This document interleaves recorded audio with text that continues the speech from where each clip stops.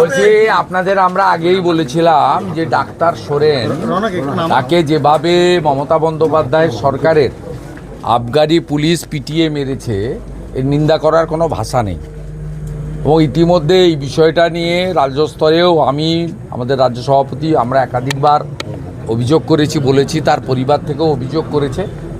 এবং মমতা বন্দ্যোপাধ্যায়ের নির্দেশে এই আদিবাসী বিরোধী সরকার যাতে আদিবাসী সমাজ এবং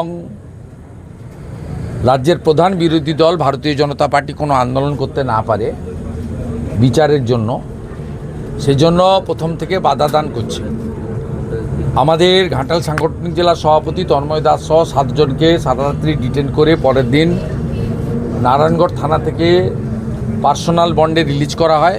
পরে 6 ঘন্টা আমরা বন্ধ রেখেছিলাম। সেদিন আরও 13 জনকে জেলা সভাপতি সহ 107 ধারায় খড়গপুর কোর্ট থেকে কার্যত সারা রাত্রি থাকার পরে দুপুরবেলা তারা লয়ার দিয়ে জামিন পান।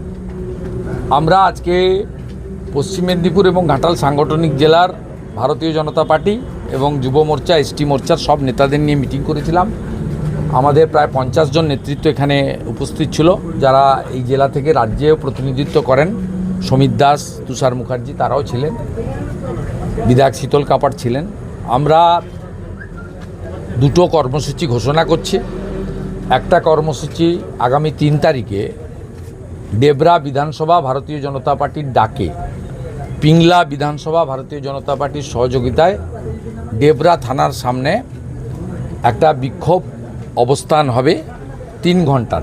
যেহেতু করম পুজো আছে সেহেতু বিকালের দিকে এই কর্মসূচিটা নেওয়া হয়েছে।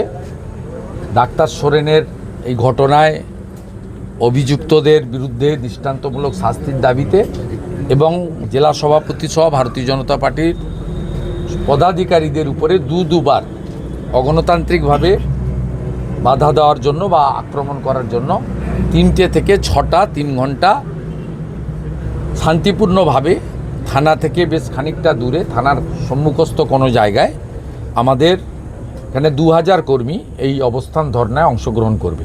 এই কর্মসূচির প্রমুখ করা হয়েছে রাজ্য কমিটির সদস্য রতন দত্তকে, সহপ্রমুখ করা হয়েছে রাজ্য মহিলা মোর্চার অন্যতম নেত্রী, আমাদের প্রাক্তন সভানেত্রী অন্তরা ভট্টাচার্য মহোদয়কে। আমরা সিদ্ধান্ত নিয়েছি যুব মোর্চা এবং এসটি মোর্চার ব্যানারে 9 তারিখে এসপি অফিস অভিযান হবে পশ্চিম মেদিনীপুরে। আমরা মনে করি এই ঘটনার পিছনে এই পশ্চিম মেদিনীপুর জেলার এসপির প্রত্যক্ষ হাত রয়েছে এবং তিনি কলকাতার নির্দেশে এটা করেছেন। তাই এসপিকে জবাব দিতে হবে।